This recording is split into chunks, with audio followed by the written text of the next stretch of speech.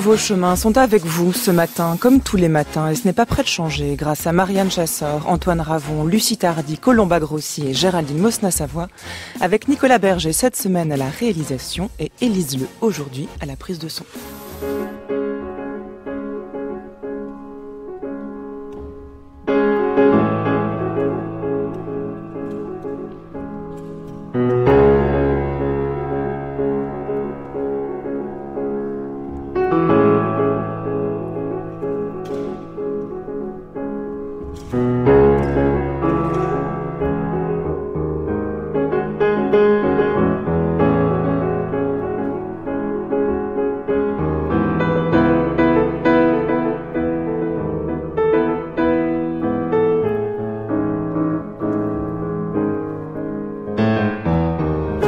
On pensait avoir tout dit, on pensait avoir analysé, alors sans doute avec maladresse, certes dans la précipitation, toujours insuffisamment peut-être, mais c'était il y a plusieurs mois déjà, presque un an, et le processus de digestion était déjà bien amorcé pour les plus chanceux d'entre nous. La pensée n'est pas un muscle qu'il suffit d'activer pour gonfler. Sa matière est plus friable peut-être, moins malléable, et face à la nécessité, elle peut se révéler engourdie. À garde. Pourtant, il faut dire, il faut écrire, il nous faut penser. Mais qu'est-ce que ça veut dire ?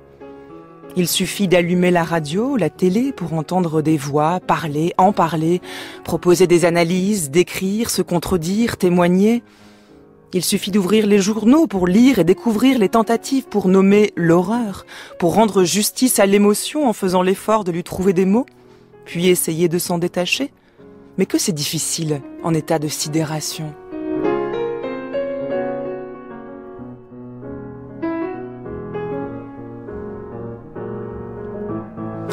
Peut-être va-t-on se répéter.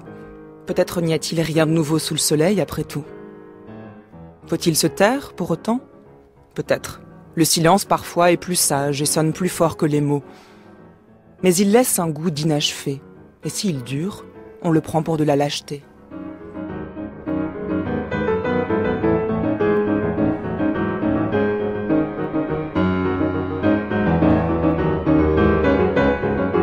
C'est pourquoi nous avons fait le choix aujourd'hui de parler, d'en parler, d'essayer de penser ce qui nous arrive, mais en assumant la sidération, le malaise, en invoquant la possibilité de ne pas savoir et de suspendre, si besoin est, le jugement, en remplaçant toute assertion par des hypothèses. Les penseurs ne sont pas des machines. Les intellectuels n'ont pas un devoir de parole. Et si rien n'est plus nécessaire, rien n'est plus difficile que d'éviter les formules toutes faites, les jugements bien bâtis, les analyses préconstruites, les grilles de lecture commodes.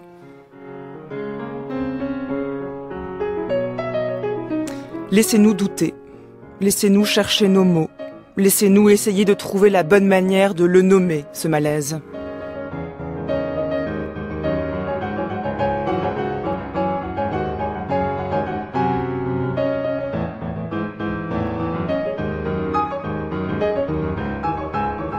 Alors à mes côtés aujourd'hui pour évoquer ce malaise dans la sidération, Jérôme Truc, bonjour à vous. Bonjour. Vous êtes sociologue, enseignant au département des sciences sociales de l'ENS Cachan et chercheur associé au CEMS à l'Institut Marcel Mauss. À votre droite se trouve Michel Teretchenko, bonjour à vous. Bonjour. Vous êtes philosophe, maître de conférences à l'Université de Reims et à l'IEP d'Aix-en-Provence, auteur de L'Ère des Ténèbres, paru cette année aux éditions du Bordelot. Vous étiez venu en parler à ce micro. Et à ma gauche se trouve Patrice Maniglier, bonjour à vous. Bonjour Adèle. Vous êtes également philosophe et maître de conférences à l'Université Paris-Ouest Nanterre.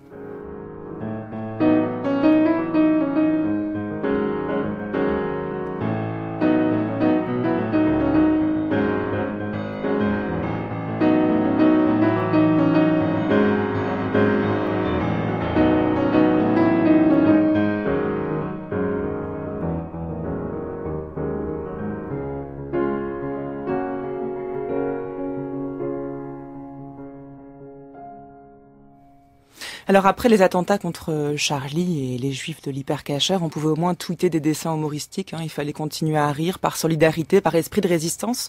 Et on se souvient peut-être de la saveur de ce sourire qui arrivait à s'esquisser entre les larmes parfois, alors que rien n'invitait à sourire. Aujourd'hui, c'est plus compliqué. Je parlais de sidération. Je ne savais pas, en vous invitant, Jérôme Truc, que c'était le titre d'un ouvrage de vous qui paraîtra en janvier, Sidération au pluriel, et qui s'intéresse justement à ces réactions post-attentat.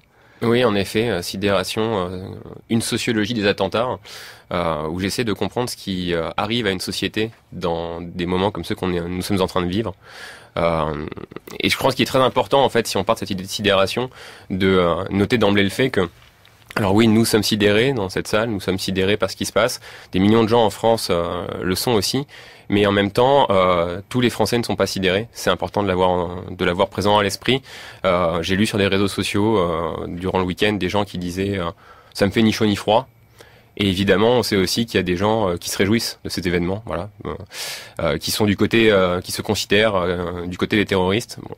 Et ça, c'est très important pour comprendre ce que c'est qu'un attentat. Un attentat, c'est une épreuve pour une société. Les terroristes cherchent à terroriser, à faire peur évidemment, mais aussi à susciter des fractures. Et donc la sidération nous renvoie au camp dans lequel on se situe en fait. Se sentir sidéré, c'est se sentir concerné par l'événement, s'identifier aux victimes. Et évidemment, comme tout le monde ne l'éprouve pas cette sidération, des fractures peuvent se faire jour. Et le plus important dans ces moments-là, c'est d'arriver à conjurer ces fractures.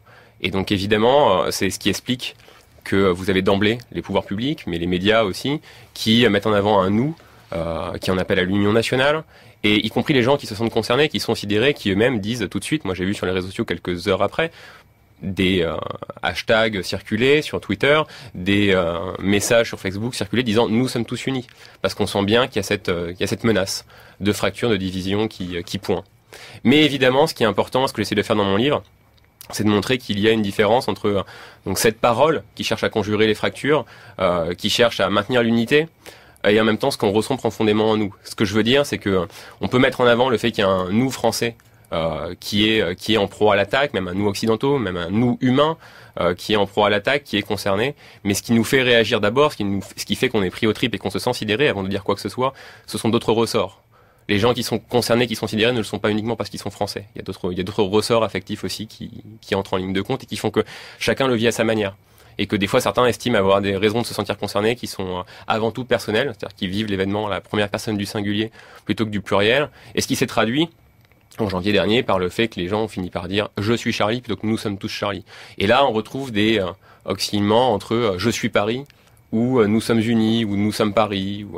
Et ça a paru être une nouveauté, ça, au début de l'année, mais dans les réactions d'attentats du 11 septembre, ou de Madrid en 2004, ou de Londres en 2005 que j'ai étudié, on trouvait déjà ça, en fait. Dans les messages que les gens adressaient aux victimes, bien souvent, la solidarité était dite à la première personne du singulier. Donc à travers l'analyse même de la sidération, on peut identifier plus facilement les fractures dont vous parlez.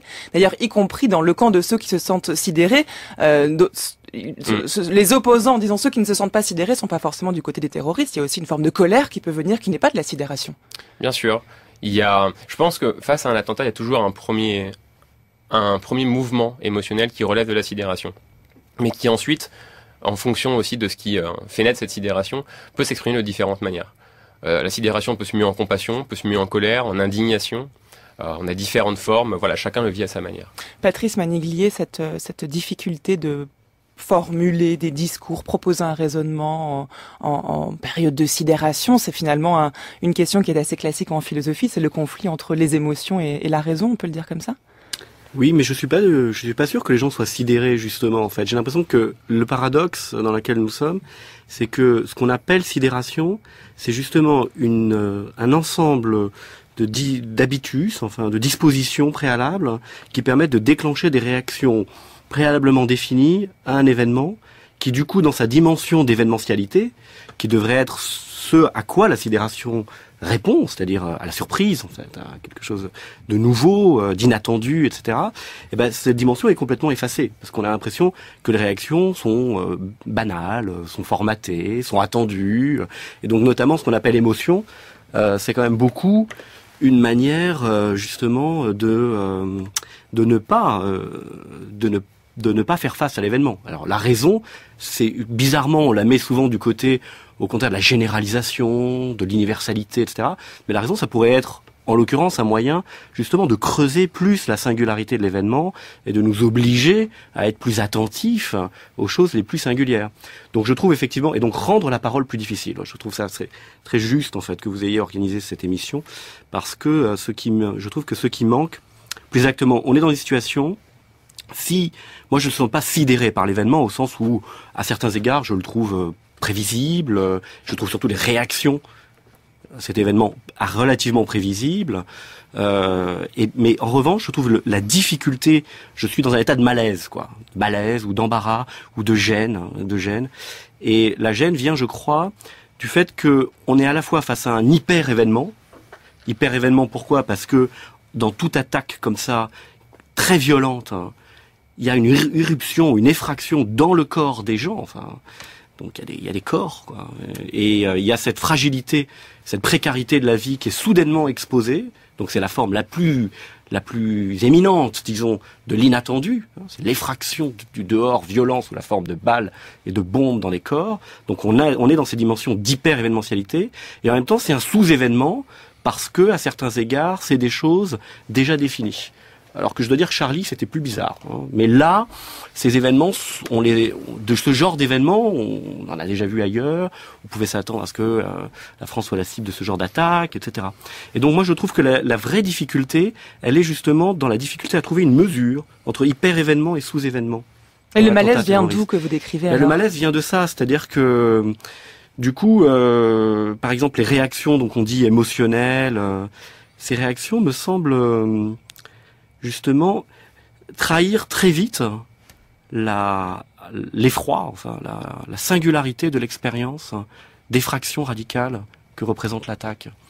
Très vite, ça devient des choses, justement, ça devient du bavardage, Ça devient du bavardage, et du bavardage dont les conséquences sont extrêmement, parfois, graves, par ailleurs, en fait. Voilà. C'est-à-dire que sur le fond de ce travail de non-pensée, c'est-à-dire de non-attention au singulier de ce qui nous est arrivé, se déclenchent des choses toutes prêtes qui font qu'on ne fait pas face à ce qui nous arrive, justement. Alors, on va essayer de pas bavarder, justement, aujourd'hui, en votre compagnie à tous les trois. Michel Terestchenko, vous aviez donc écrit, je l'avais dit, ce livre, L'ère des ténèbres, aux éditions du Bord de l'eau, en réfléchissant à ces questions du terrorisme, de la terreur, de ce climat qui s'installe, des enjeux, y compris même géopolitiques, des réflexions philosophiques.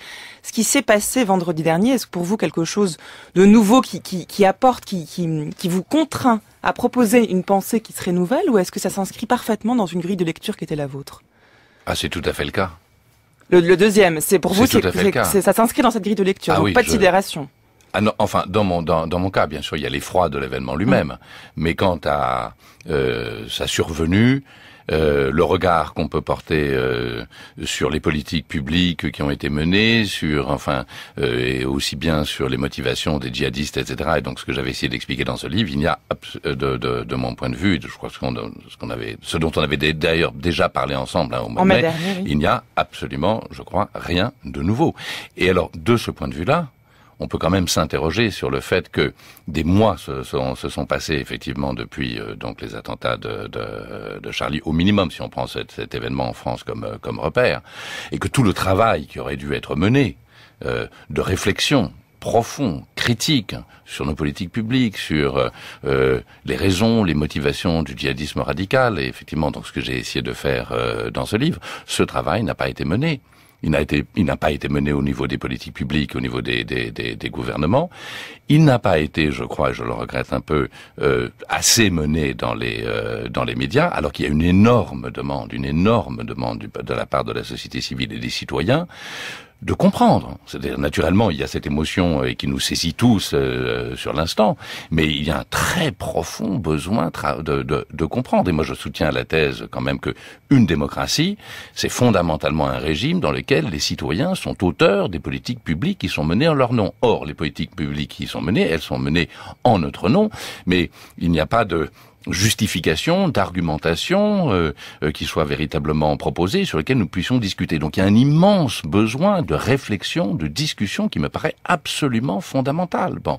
Et Ça aurait dû être le cas au lendemain des attentats de janvier. Ça doit encore plus urgemment être le cas aujourd'hui.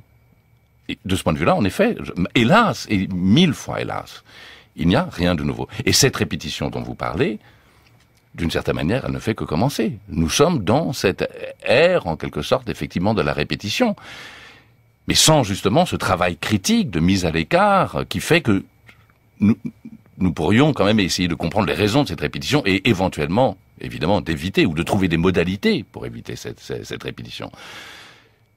Et cette répétition, parce que en plus tout le monde sait que cette ère va durer longtemps, que ce n'est pas une affaire d'une année, de 2 années, de 3 années, que ça risque de durer très longtemps, qu'il y a un immense travail de réflexion, de réflexion critique qui ne suscité par l'émotion d'une certaine manière. Mais qui paraît bien impuissant, visiblement. Il faut trouver des institutions, il faut trouver des lieux, il faut trouver des modalités de la discussion citoyenne publique. Moi, j'en appelais déjà depuis le mois de janvier à ce que s'organise d'une manière ou d'une autre par des médias, etc. des lieux de discussion citoyenne publique sur ces questions. Nous n'avons pas besoin de tout savoir, mais il y a un juste milieu à trouver entre une espèce de secret d'État parce que quand même l'État est le seul dépositaire de l'information dans cette histoire. Nous n'avons aucun accès à l'information. On dit on arrête, on interpelle, etc. Bon, nous n'avons pas de regard au comparable, par exemple, parce qu'a pu faire le Sénat américain sur la torture, etc. Donc entre une espèce de ou bien, si vous voulez, on va tout critiquer, et puis il s'agit ni de tout critiquer, ni non plus de tout accepter dans une espèce de passivité. Il faut adopter la voie média d'un juste milieu où nous avons quand même une possibilité de discussion critique, et les citoyens, je pense que les citoyens ont droit et à une certaine forme d'information, et à une certaine forme de discussion, et que nous trouvons dans cette situation de crise extraordinairement grave, quand même des modalités d'une discussion citoyenne, publique. Jérôme Truc. Je voulais juste, un mot pour rebondir, aller dans ce sens à propos de l'idée selon laquelle on serait dans une ère de la répétition, et qui se traduit par le fait qu'il y a une absence de discours critique finalement sur ces événements, sur les expériences qu'on en a dans les médias et de la part des pouvoirs publics. C'est l'omniprésence depuis le 11 septembre 2001, de la référence au 11 septembre justement, de l'analogie avec le 11 septembre. Alors qu'en est-il? Parce qu'en janvier dernier, vous disiez, Jérôme Truc, la comparaison ne tenait pas. On ne pouvait pas dire en janvier dernier que c'était le 11 septembre français. Aujourd'hui, qu'en est-il? En fait, ce que j'explique dans mon livre, il y a un chapitre que je consacre à ça, c'est que la question n'est pas de savoir si l'analogie tient ou pas, la question est de savoir ce que signifie le fait qu'on la fasse, en fait. Et depuis le 11 septembre, en fait, pour les Américains, le 11 septembre est un nouveau Pearl Harbor, et le 11 septembre en lui-même reste un événement singulier auquel rien ne peut être comparé. Donc les analogies qui sont récurrentes en Europe avec le 11 septembre n'ont jamais cours aux États-Unis, elles paraissent même scandaleuses. Quand elles s'esquissent dans les pouvoirs publics, tout de suite, il y a une levée de bouclier. Bon.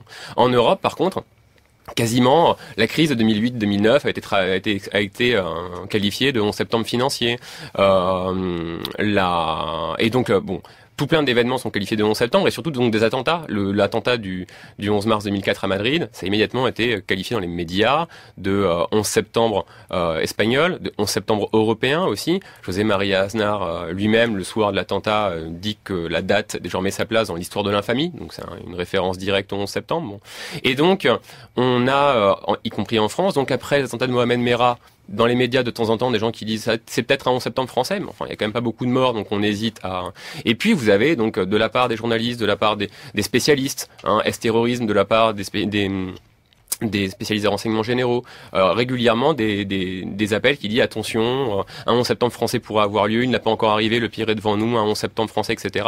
Et donc en janvier, la réaction était telle que ça a fait la une du Monde, que vous avez tout le monde, de Philippe Bieluc à Éric Zemmour, à Michel Onfray, qui ont dit ça y est, c'est le 11 septembre de la presse, de la France, etc. Chacun y est allé de sa version. Bon. Et là, aujourd'hui, finalement, on dit, non, effectivement, quand on voit ce qui se passe là, l'effroi, le nombre de morts, ça serait peut-être plus ça, le 11 septembre français, que ce qui s'est passé en janvier. Sauf que l'analogie a eu une telle force en janvier qu'on peut plus y revenir. Et ça, je trouve ça quand même intéressant, et je terminerai sur ce point-là, c'est que du coup, là, on l'a fait plus vraiment. Dans les médias dominants, on retrouve pas à nouveau, on n'a pas en une du Monde le nouveau 11 septembre français. Et ça est peut-être le signe du fait que les Français vivent là en ce moment quelque chose pour la première fois de vraiment équivalent à ce qu'ont vécu les Américains. Ça n'a jamais été aussi vrai, et pourtant c'est tellement galvaudé qu'on peut plus le dire. Le fait qu'il y ait cette prégnance du discours de la guerre, dont on reviendra, etc., qui est vraiment symptomatique de ce qu'ont vécu les Américains en septembre 2001, est vraiment peut-être, à mon sens, le signal du fait que là, vraiment, on vit quelque chose qui ressemble à ce qu'ont vécu les Américains en septembre 2001. On se sent en guerre, on se sent attaqué, l'effroi est supérieur peut-être à ce qu'il a pu être en janvier, parce qu'il y a plus de morts, il y a moins de surprises parce qu'on a déjà eu un attentat avant, mais il y a plus de morts, donc l'effroi est supérieur, et du coup, on s'amuse plus avec des analogies, en fait. Patrice Managlier. Non, mais je pense que ça, c'est pour rajouter dans la répétition, c'est assez général. C'est-à-dire le rapport à l'événement se fait souvent à travers un autre événement. Bien sûr. Bon, Marx. Bien sûr. Enfin, je sais pas, quand Lénine a fêté les 70 ans de la prise du pouvoir d'octobre, parce que c'était plus que la Commune. Donc, et c'est ce qu'on pourrait dire, c'est le régime de la prédication événementielle. C'est-à-dire, pour appréhender un événement qui est de l'ordre de l'absolu singulier, dans son principe, eh bien, en fait, on le renvoie à un absolu singulier. C'est normal. Je dirais, Sartre a analysé ça dans la critique de la raison dialectique. Donc c'est un rapport à l'événement. Donc ça me choque pas trop, en fait. Mais ce qui est inédit, Quand c'est il y a de tout le temps mai 68 revenir au est tout le temps, mai 68 est tout le temps la référence pour tous les mouvements de masse. Donc évidemment, ce qui fait d'un événement un événement, c'est qu'il devient, en fait, le cadre conceptuel à partir duquel, c'est-à-dire, on va prédiquer mai 68. La question n'est pas qu'est-ce que mai 68, mais est-ce que quelque chose est mai 68. C'est à ça qu'on reconnaît un Pour le 11 septembre, c'est peut-être plus clair. Pour le 11 septembre, c'est pareil. Le concept, d'ailleurs, Derrida, le concept de 11 septembre. Donc, c'est effectivement, quand un événement est un véritable événement, il devient, en fait, un concept sur lequel on peut penser les autres événements. Et juste un point, à ce sujet-là, le concept de 11 septembre, c'est quand même intéressant de remarquer qu'aux États-Unis, le livre n'a pas été traduit comme ça. Le titre, c'est Philosophe en des temps de terreur. Parce qu'aux États-Unis, le 11 septembre ne peut pas être un concept. Michel Terestchenko.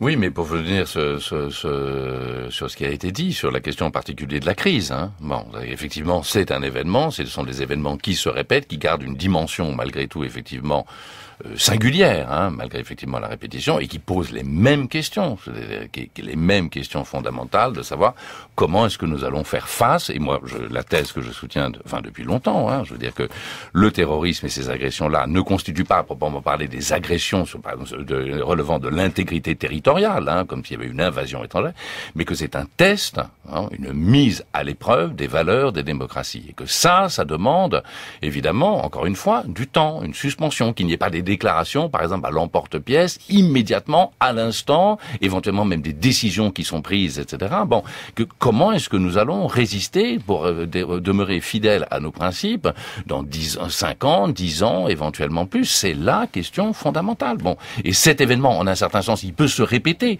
C'est vrai que le 11 septembre, d'une certaine manière, c'est une fracture, parce qu'il y a vraiment un avant et un après. Parce que mentalement, dans nos représentations, bon, enfin pour toutes sortes de raisons. Donc d'une certaine manière, l'événement se répète, mais avec des singularités, des différences, etc. Il y a toujours une espèce de répétition et les mêmes questions qui se posent, les mêmes questions qui se posent et qui ne sont pas posées, les mêmes égarements, les mêmes emportements, la même façon de répondre dans l'immédiateté absolue de la part des politiques publiques, ce qui n'est pas responsable, je pense, du point de vue des politiques publiques. Qu'il y ait une émotion de la population, oui, qu'on doive répondre à cette émotion au nom d'une espèce de compassion. Je suis vraiment très sensible à la compassion de façon très profonde et personnellement très profonde. Mais disons de répondre à cette émotion de façon absolument immédiate, de prendre des décisions absolument immédiates sur la base, ne me paraît pas raisonnable, réfléchi, et peut-être même ce qui convient, à des politiques publiques sur des questions aussi fondamentales. Je ne crois pas que c'est la bonne manière de s'y prendre, et même de rassurer la population. Alors, pour essayer de trouver la bonne manière de s'y prendre, justement, on est là pour ça. Vous parliez de cette répétition qui faisait que les discours semblaient bien impuissants non pas à analyser ce qui se passe, mais peut-être à essayer de proposer quelque chose dans cette répétition.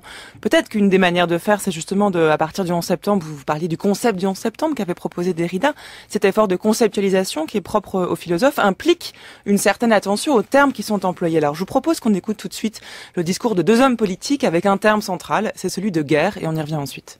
Oui, nous sommes en guerre. Nous faisons face à un acte de guerre organisé méthodiquement par une armée terroriste, djihadiste, qui avait déjà planifié et organisé les attentats. 5 d'entre eux ont été déjoués depuis l'été. Mais nous avons toujours dit qu'il n'y avait pas de risque zéro. Nous avons toujours dit que nous pouvions connaître de nouveau des attentats, non pas seulement comme ceux que nous avons connus, qui ont frappé Paris au mois de janvier, mais qui pouvaient encore plus durement frapper la France, nos compatriotes, nos ressortissants, ici sur le sol national ou à l'étranger. Donc nous sommes en guerre. Et parce que nous sommes en guerre, nous prenons des mesures exceptionnelles. Et nous agirons, et nous frapperons cet ennemi pour le détruire, bien sûr, en France et en Europe, pour poursuivre ceux qui ont commis cet acte, mais aussi, et vous le savez, en Syrie et en Irak. Et nous répondrons au même niveau que cette attaque, avec une très grande détermination et avec une volonté, je veux le dire à mes compatriotes, avec la volonté de détruire. Et nous gagnerons cette guerre. On ne fait pas la guerre aux terroristes. Le fait d'utiliser des kalachnikovs, des grenades, un certain nombre de munitions, tout cela ne constitue pas une armée constituée, reconnue dans le cadre d'un État. Je crois que nous sommes dans une période où les mots doivent avoir du sens. Et des mots doivent être suivis d'actes. Quel est le sens de la guerre totale? On va aller faire la guerre au Moyen-Orient, engager nos troupes au sol, aller jusqu'au bout d'un processus pour détruire une organisation terroriste. Cette organisation terroriste, elle a toutes les chances à partir de là, parce que nous allons mobiliser une partie des opinions publiques et des peuples au Moyen-Orient contre nous, d'accroître une contamination encore plus grande, et c'est la logique de ce qui s'est passé depuis 10 ans. C'est-à-dire que le nombre de personnes radicalisées à la suite ne cesse de croître à la mesure des uns. C'est-à-dire que la situation ne cesse de s'aggraver. Donc il est important qu'on donne un sens aux mots. Alors, je vous ai vu bondir sur votre chaise, Michel Terestchenko, en écoutant Manuel Valls, reconnaissant quand même à Dominique de Villepin, que l'on vient d'écouter à la suite de Manuel Valls, que lui fait l'effort d'essayer de définir les mots. Il faut donner un sens aux mots. Que signifie guerre lorsque Manuel Valls l'emploie? Bon, en tout cas, moi, d'abord, je pense que Dominique de Villepin, sur ces positions-là, a quand même une position qui est tout à fait raisonnable et tout à fait réfléchie. Et sur ce qu'il dit, sur ces dynamiques de violence, effectivement, qui s'auto-entretiennent et qui ne seront de toute façon pas résolues par les modalités militaires qui sont employées. Je veux dire, moi, c'est tellement ce que je défends que je me demande, il y a un accord profond sur ça. Mais quand même, ce qui est quand même très inquiétant, parce que là, c'est le discours les paroles de Villepin, je crois que sont des paroles un peu anciennes. C'était hier sur RTL. Voilà. Donc, il reprend ce qu'il avait dit précédemment. Mais quand même, quand on entend effectivement le Premier ministre de la France employer cette rhétorique martiale, du coup pour coup, du combat impitoyable, franchement, sincèrement, et je le dis sans aucun... C'est François Hollande qui a prononcé le terme d'impitoyable lorsqu'il était au Bataclan. Sans aucun esprit polémique, hein, et en étant respectueux quand même de la position de chacun. Mais c'est le discours, effectivement, du président Bush au lendemain du 11 septembre. C'était exactement cette même rhétorique martiale, du coup pour coup, de la guerre totale, etc., avec les résultats que l'on connaît. Bon. C'est-à-dire, est-ce que c'est ça que nous voulons? Est-ce que c'est ça qu'on veut entendre? Est-ce que c'est ce type de politique que l'on veut mettre en œuvre? Et de surcroît, est-ce qu'elle est efficace? Alors franchement, entre nous soit dit, tout le monde sait que que les interventions militaires telles que ou aériennes, etc.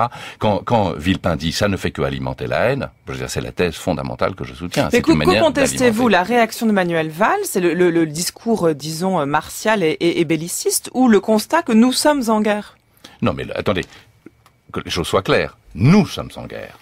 Nous sommes confrontés à un adversaire et un ennemi qui veut effectivement, d'une certaine manière, une guerre totale, pas simplement contre l'Occident, mais même contre toutes les sociétés musulmanes qui ne respectent pas les principes de l'instauration de la souveraineté unique de Dieu, de la charia, etc., dans son combat absolument radical entre donc l'islam et la période pré-islamique, la jahiliya, etc. Donc il y a un combat total, d'ailleurs, qui n'est pas simplement un combat contre l'Occident, puisqu'en effet, les sociétés musulmanes et les États musulmans sont aussi prises, évidemment, dans cette lutte totale. Bien sûr qu'il y a une guerre. Absolument. Ça, il ne s'agit nullement de nier ça. Il faut bien comprendre ça. Il ne s'agit pas de relativiser ça. Donc il faut prononcer le terme « nous sommes en guerre » pour vous. Oui, enfin, en tout cas, que le terme de guerre... Mais la question est là. Ouais.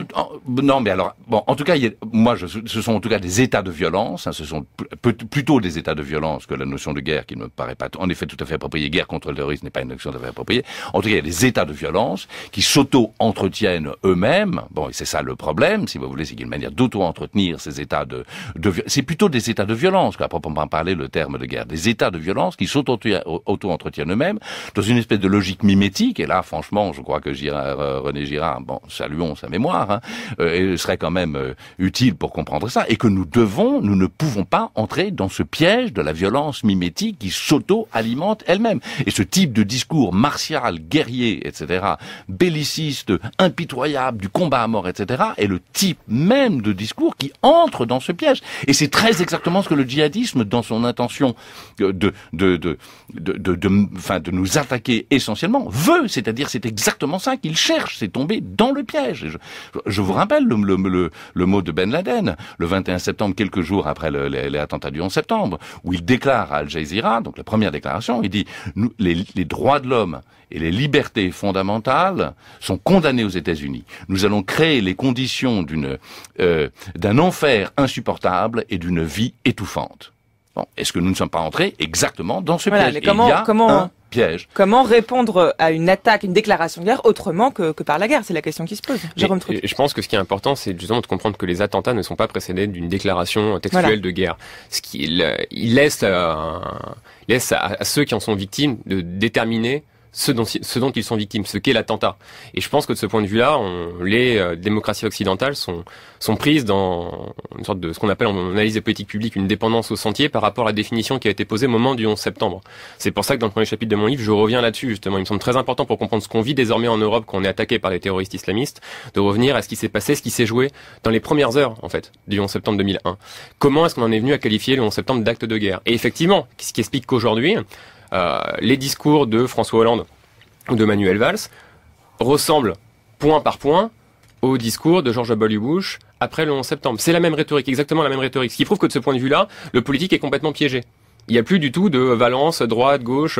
Dans les deux cas, on a la même rhétorique. Et ce qui est très intéressant, c'est que cette rhétorique guerrière, belliciste de George W. Bush, il y a eu une forte volonté d'y résister en Europe à ce moment-là.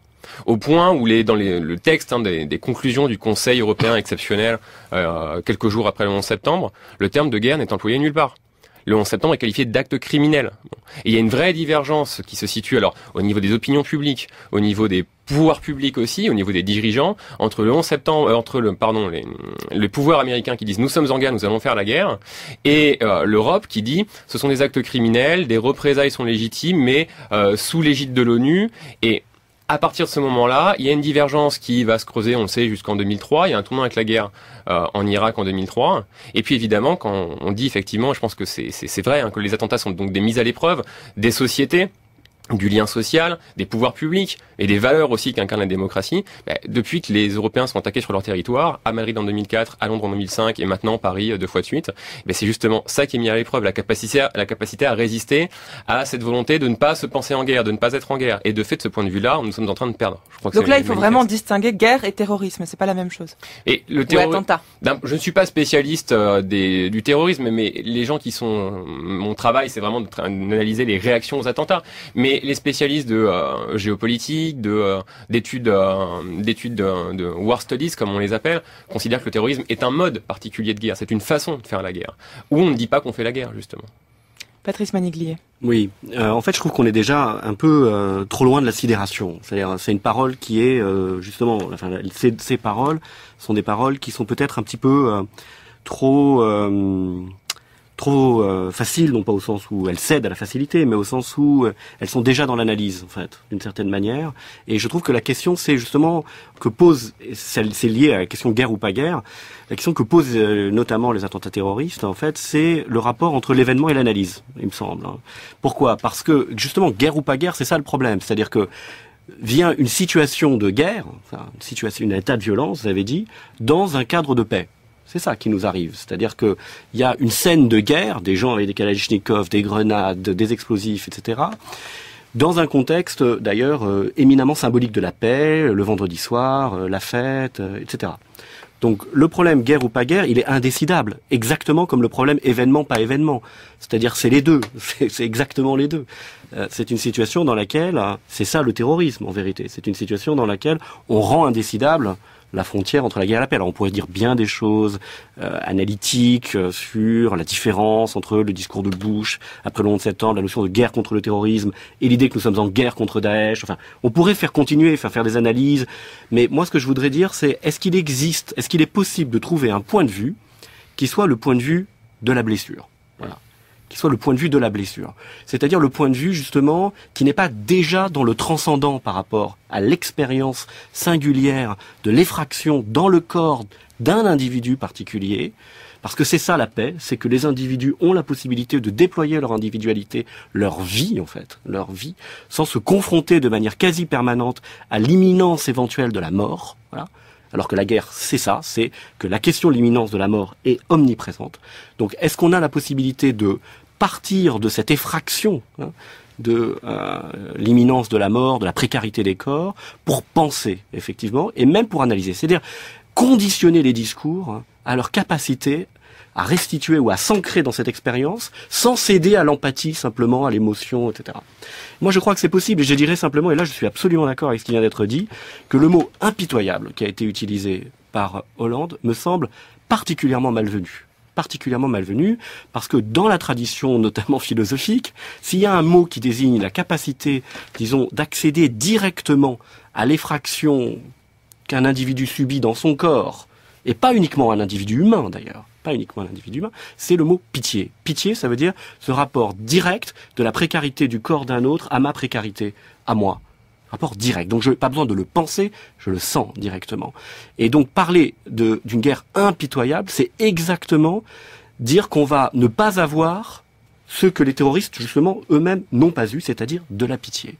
Ce qu'il faut, dans ce point de vue, c'est de la pitié, c'est-à-dire de la mesure, de la retenue, de l'angoisse, de l'inquiétude, c'est-à-dire tenir effectivement le rapport à la précarité. Donc vous voyez, le problème, c'est que la précarité de la vie humaine, elle a deux directions. Une direction qui nous replie sur nous-mêmes, mon petit doigt est plus important que le reste du monde, et une direction, au contraire, qui nous ouvre à, non, je dirais pas l'universalité, mais la diversité des formes de vie, humaines et non humaines.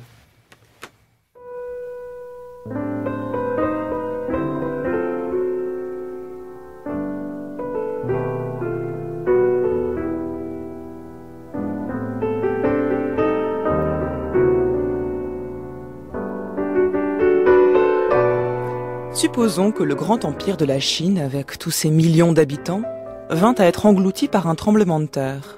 Et voyons comment un Européen, dont le cœur serait humain, mais qui n'aurait aucune relation avec cette partie du monde, prendrait la nouvelle de cette affreuse calamité. Il commencerait, je pense, par exprimer fortement sa douleur et à gémir sur le sort de ce malheureux peuple. Il ferait quelques tristes réflexions sur l'incertitude de la vie humaine et sur la vanité des travaux des hommes qu'un instant peut anéantir. S'il était homme à spéculation, il entrerait peut-être aussi dans divers raisonnements touchant les influences que ce désastre peut avoir sur le commerce et les affaires de l'Europe et du monde en général. Au bout de cette belle philosophie, quand il aura rendu pathétiquement tous ses sentiments d'humanité, vous le verrez vaquer à ses affaires et à ses plaisirs, prendre son repos ou sa récréation avec autant d'aisance et de tranquillité que si la terre n'eût pas dévoré tant de millions de ses habitants. Le moindre contretemps qu'il essuierait le troublerait davantage.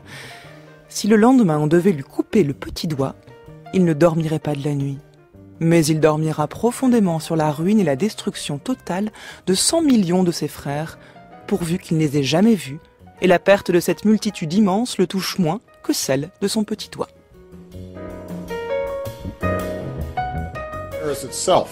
Paris représente les valeurs du progrès humain. Ceux qui pensent terroriser le peuple de France se trompent.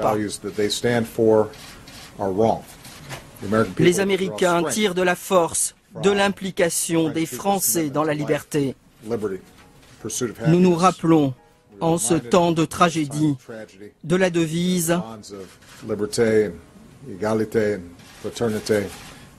Ce n'est pas seulement une valeur du peuple français, mais une valeur que nous partageons. »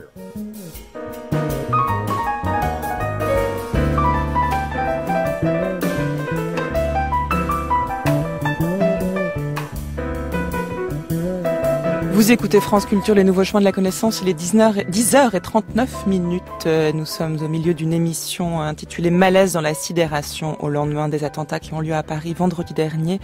Nous essayons de penser ce qui nous est arrivé en prenant acte de ce malaise, peut-être de cette sidération qui n'est pas partagée par tout le monde et pas par tous les invités. Mes invités aujourd'hui, Jérôme Truc, le sociologue Jérôme Truc se trouve à ma droite, qui fera paraître en janvier dernier Sidération, la sensibilité morale des Européens à l'épreuve des attentats. Ce sera aux éditions PUF. Michel Terestchenko qui a fait paraître L'ère des ténèbres aux éditions du Bordelot en mai dernier, ainsi que Patrice Maniglier qui est maître de conférence en philosophie à Paris-Ouest Nanterre.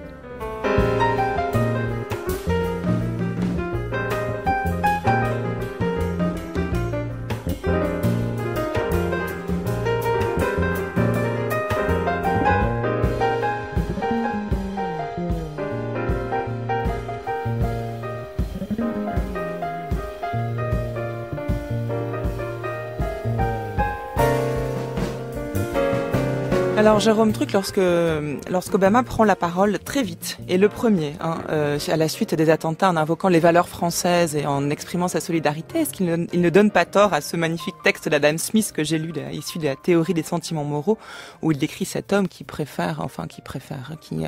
être indifférent à l'anéantissement de millions de Chinois puisqu'ils sont loin de chez lui, et en revanche ne dort pas de la nuit si son petit doigt est atteint. Et ce qui est très intéressant dans ce texte de Smith, c'est qu'il le dit, il y a une condition, il dit pourvu que l'Européen n'ait jamais vu de sa vie des Chinois en fait. Et aujourd'hui, on vit dans une époque où on peut voir les Chinois par les médias, on peut être allé en Chine, on peut en connaître. Et en fait, ce qu'on observe du coup, alors évidemment, il y a encore des substrats culturel, si vous voulez, qui explique qu'on va se sentir plus concerné par ce qui se passe quand on est occidental, quand on est européen, parce qu'il touche un autre pays occidental que parce qu'il touche le Kenya, par exemple, ou le Liban. Bon, on pourra parler de pays qui ont été dans l'année qui vient de s'écouler, frappés par des attentats. Mais ce que j'observe, moi, dans les réactions des citoyens ordinaires, parce qu'en fait, j'ai travaillé sur ce qu'écrivent les gens, ce qu'expriment les gens sur Internet, dans des messages qu'ils adressent aux ambassades, qui viennent déposer sur les lieux des attentats, c'est que ce que décrit Adam Smith, cette tension entre le fait d'avoir un malheur qui nous arrive à nous et qui paraît insignifiant ou anecdotique par rapport à ce que un événement dramatique comme un attentat donc qui se produirait ailleurs dans le monde, ce qu'on observe, c'est que le mouvement de la compassion en fait fait que certains se sentent d'autant plus concernés que l'événement fait écho à quelque chose que eux-mêmes éprouvent, à une souffrance qu'eux-mêmes éprouvent ou ont éprouvé. C'est-à-dire que par exemple, il peut arriver que le jour de l'attentat, quelqu'un perdre un proche, par exemple, dans d'autres circonstances. Et les gens écrivent aux victimes, la perte de ma grand-mère, par exemple, ce jour-là, n'est rien par rapport à ce que vous vivez, ce qui paraît évident. Mais en même temps, ils le disent. Ils disent, voilà, j'ai perdu ma grand-mère aujourd'hui, et ce deuil me rend plus proche de vous. Je ne connais personne parmi les victimes, mais ce deuil que j'expérimente par ailleurs me rend plus proche, me met en empathie avec vous, si vous voulez. Et donc là, c'est comme si... toute chose étant égale par ailleurs, la blessure du petit doigt, si vous voulez, vous mettez en empathie avec les Chinois à l'autre bout du monde. Vous vivez une souffrance et du coup, vous compatissez à la souffrance des autres. Mais ce qui est très important de pointer, c'est l'écart qu'il y a, et on en parlait avant d'entendre l'extrait d'Adam Smith et le discours de Barack Obama, l'écart qu'il y a entre deux niveaux de discours, deux niveaux de réalité, deux niveaux ontologiques en fait. Celui des pouvoirs publics, celui où se situe Barack Obama, quand il explique que c'est pas une attaque uniquement contre la France, mais contre des valeurs universelles, donc aussi contre les Américains, contre toute l'humanité, et l'échelle à laquelle le vivent les simples citoyens eux-mêmes. Dans les pouvoirs publics, dans les discours des pouvoirs publics, il y a une injonction à se sentir concerné, adressée aux citoyens. Et donc, par exemple, quand Manuel Valls dit, dont on parlait tout à l'heure, que nous sommes en guerre, la France est effectivement en guerre contre le terrorisme, etc. Les forces armées françaises sont engagées. C'est pas pour autant que les citoyens eux-mêmes se sentent en guerre. Et de ce point de vue-là, il y a quelque chose de très important en fait qu'il faut pointer. Dans les messages, une fois encore que j'ai analysé, souvent les gens écrivent, ça, je l'ai retrouvé plusieurs fois de manière très récurrente dans les réactions aux attentats de Madrid, un peu moins de Londres, mais là je l'ai retrouvé encore, il y a des photos d'AFP par exemple qui montrent ce message écrit à la main déposé face au Bataclan, vos guerres, nos morts. Ce sont vos guerres, ce sont nos morts. C'est-à-dire que les guerres, ce sont les dirigeants qui les font, c'était Ben Laden, c'est aujourd'hui Daesh, c'est Barack Obama, c'est Poutine, c'est eux qui déclarent les guerres, mais eux ne meurent pas. Et par contre, ceux qui meurent, c'est les citoyens qui, eux, ne se sentent pas forcément en guerre, mais qui vont être victimes des balles, etc. Et du coup, dans les réactions aux attentats aussi, ce qu'on observe bien souvent, ce que moi j'ai observé dans les réactions des Européens à ces attentats, c'est bien souvent moins un discours de haine, adressé aux terroristes, qui traduirait le sentiment d'être en guerre. On vous aura, vous êtes des salopards, on va vous buter, etc. On trouve ça, mais on le trouve peu. Ce qu'on trouve manifestement et majoritairement, c'est avant tout de la compassion. On ne s'intéresse pas aux coupables, on ne s'intéresse pas aux terroristes, on se tourne avant tout vers les victimes et on s'identifie à eux.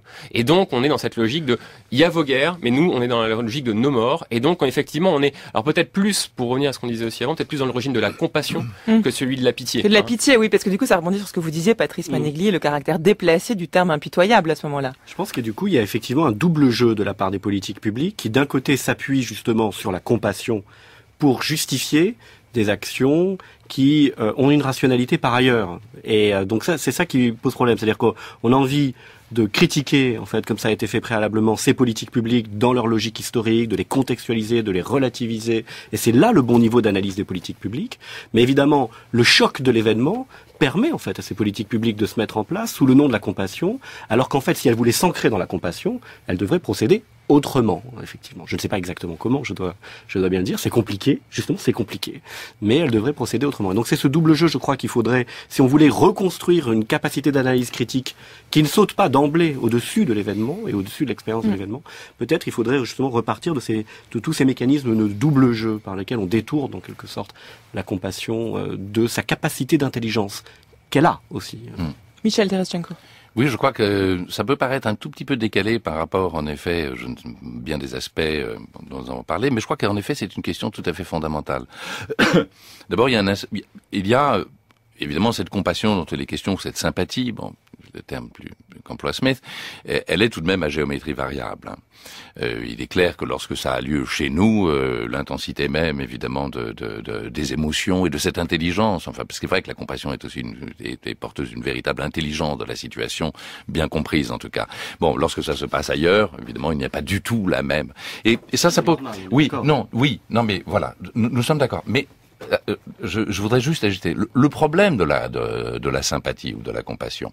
Et en fait, pour les philosophes qui ont travaillé sur ça au XVIIIe, enfin bon, on va pas entrer dans le détail, mais c'est comment est-ce qu'on fait passer en quelque sorte de cette intensité affective qui est liée à des relations de proximité à quelque chose qui est susceptible de se généraliser et au fond de considérer presque tout autre comme le proche. Bon. Mais ça, c'est important. Je veux dire, c'est important parce que mon sentiment, alors je vais sauter beaucoup de médiations, mais je pense que mon sentiment, c'est que sur la question du terrorisme, c'est un problème mondial.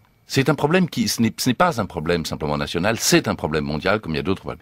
Mais il ne peut être réglé, évidemment, que s'il y a aussi d'une certaine manière une généralisation ou une universalisation, effectivement, de cette sympathie. Ça me paraît la condition de possibilité même, effectivement, d'une politique mondiale qui tenterait de résoudre cette pathologie, en effet, des sociétés modernes. Et donc ça, je crois que c'est très important, la question de la sympathie ou de la compassion ou de la pitié ou de la commisération, comme dit Rousseau, etc.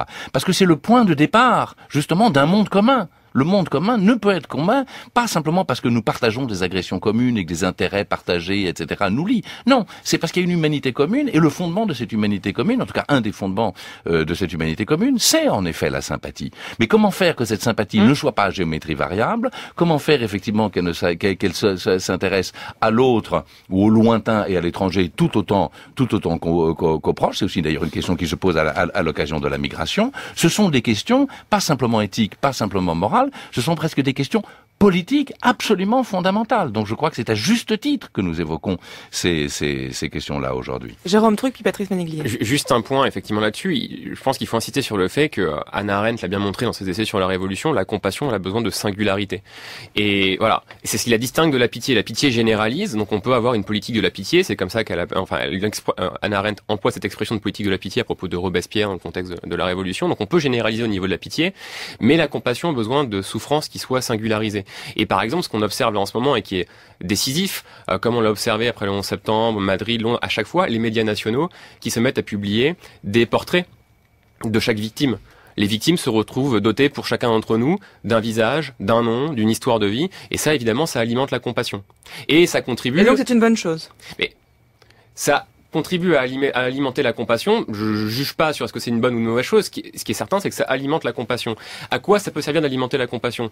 Dans le cas du 11 septembre, oui, c'est pour ça. Dans le cas du 11 septembre, Judith Butler l'a très bien montré, en fait. Ça contribue à reconstruire du vivre ensemble. Mais ça introduit aussi une hiérarchie dans le deuil. C'est-à-dire que dans le cas du 11 septembre, elle le montre, voilà, les portraits, parce que donc c'est le New York Times qui invente ce format des portraits de deuil après l'attentat du 11 septembre. Ça lui a valu le prix Pulitzer. Ça permet de remettre en avant des figures idéalisées, des bons Américains qui seraient donc de toutes ces vies perdues au moment du 11 septembre. Et en même temps, on sait très bien que dans les attentats du 11 septembre, il y avait des travailleurs sans papier, il y avait des SDF, il y avait des gens qui sont pas sur la liste officielle des victimes et qui, elles, ne sont pas pleurées, qui n'ont pas droit à la compassion, en fait, et qui sont exclus de cette communauté de deuil qui se constitue autour du 11 septembre. Et donc là, on retrouve la même chose. Libération, Le Parisien publie des portraits. Hier, le journal télévisé montrait des portraits, montrait aussi les proches qui recherchent des disparus. Mais avec une musique, ce que je veux dire, la limite, elle est quand même très très très floue et très fine entre cette compassion qui permet peut-être d'accroître le sentiment de sympathie et une forme de pathos exacerbé qui produit l'effet inverse. Disons que d'un côté, en fait, ça favorise, on en revient à ce qu'on disait au tout début, ça permet de rassurer le lien social, de recréer du nous, de faire que les gens se sentent concernés, on alimente la sidération, l'identification, etc. Mais de l'autre aussi, effectivement, ce sentiment-là peut être instrumentalisé, mis au service de politiques publiques. Patrice Maniclier. Oui, non, je pense que la pitié, effectivement, c'est un pharmacone, c'est-à-dire c'est fait effectivement soit dans le sens de la rétraction sur soi-même, sur son petit doigt, soit dans le sens au contraire de l'expansion, c'est-à-dire que ce qui est caractéristique de la pitié, et là je pense à la fois que Hannah Arendt a raison, à savoir que effectivement c'est un rapport à la singularité, et en même temps qu'elle a tort, c'est-à-dire que le rapport à la singularité est ce qui y a de plus partageable. Simplement, ce qui est propre dans l'expérience de la sympathie, de la pitié, moi je ne vois pas pourquoi il faudrait faire des différences entre ces termes, à vrai dire, c'est justement le brouillage de la relation entre moi et autrui. Et ce brouillage de la relation entre moi et autrui est fondé sur la précarité précisément de l'existence individuelle, de l'expérience que l'on fait du singulier. Combien le singulier est une chose extrêmement fragile. Bon, et ça c'est quelque chose au contraire qui justement ouvre le rapport. Et d'ailleurs on le sent, on se sent envahi par les émotions. Les émotions sont des choses qui brouillent les frontières. Et donc, du coup, ça brouille les frontières, c'est-à-dire que ça a comme capacité, c'est un pharmacone, hein, comme dirait... C'est à la fois remède et poison. Voilà, c'est à la fois un remède et un poison. C'est-à-dire, c'est à la fois quelque chose... Mais je pense qu'il faut utiliser le poison pour en faire un remède. En l'occurrence, c'est un poison. Il faut rappeler que c'est aussi, en fait, un remède. C'est-à-dire que ce qui est caractéristique de la pitié, c'est son caractère continu. Donc, ça brouille les frontières de proche en proche. Donc, la reconstruction d'une identité autour de la pitié peut, évidemment, c'est tout à fait possible, et donc c'est une identité très mauvaise, parce qu'elle est tellement mal définie, etc. Mais ça peut être aussi, au contraire, un moyen de dissoudre l'identité et de nous rapprocher, effectivement, des gens qui, au Kenya, à Beyrouth, etc., ont été eux-mêmes victimes. Ce que je veux dire, simplement, c'est que ça ne se fait pas d'un coup. C'est-à-dire, c'est là où le mot universel est problématique. C'est de proche en proche qu'on accède à une ouverture au-delà de l'humain. J'insiste, parce que les figures de la cruauté sont des figures qui sont générales et qui s'appliquent aussi aux animaux, qui sont aussi brutalisés. Un dernier mot, Michel Terrachenko. Oui, je crois que cette idée que le deuil a des conséquences politiques fondamentales, qui est soutenue par Judith Butler, consiste à dire il y a une distinction entre les vies qui comptent et les vies qui ne comptent pas. Il y a des vies qui comptent et des vies qui ne comptent pas. Et je pense que mettre en réflexion, si vous voulez, effectivement, cette distinction, et prendre compte de ces vies qui ne comptent pas. Et il y a beaucoup de vies qui ne comptent pas. Les politiques occidentales se sont aussi fondées sur ces vies qui ne comptent pas et ces victimes qu'on a pu faire, etc. Donc il y a quand même, et donc cette question du deuil, effectivement, du traitement politique du deuil, du traitement éthique du deuil, et que toutes les vies humaines comptent. Mais pas également. C'est-à-dire, il y a des vies qui comptent plus ou moins. Pour nous, c'est un fait. Voilà. Et dire, justement, il n'y a pas les vies qui comptent et les vies qui ne comptent pas, mais des vies qui, oui, comptent plus ou moins, mais jusqu'au bout, quoi. Et donc, effectivement, on est concerné. On ne peut pas négliger la moindre vie, en effet, mais on ne peut pas la traiter tous également. En 15 secondes, mais, oui, voilà, juste de ce point de vue-là, je pense que c'est important aussi d'interroger le rôle des médias, justement, dans la perception singularisée des victimes et de la distinction des vies qui comptent ou qui ne comptent pas.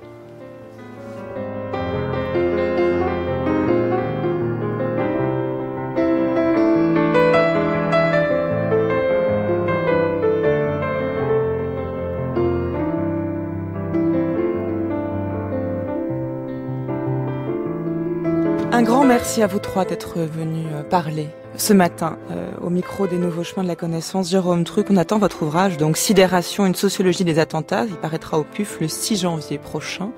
Michel Zaretchenko, on peut déjà lire de vous L'ère des ténèbres, disponible aux éditions du Bord de l'eau. Et puis Patrice Maniglier, vous étiez l'auteur d'un article qui était paru dans Les Temps modernes en février 2015. Le numéro s'appelait L'Islam, Dieu et l'État. Et votre article auquel je renvoie s'intitule De l'effroi à la pensée pour une approche théologico-politique de l'islamisme.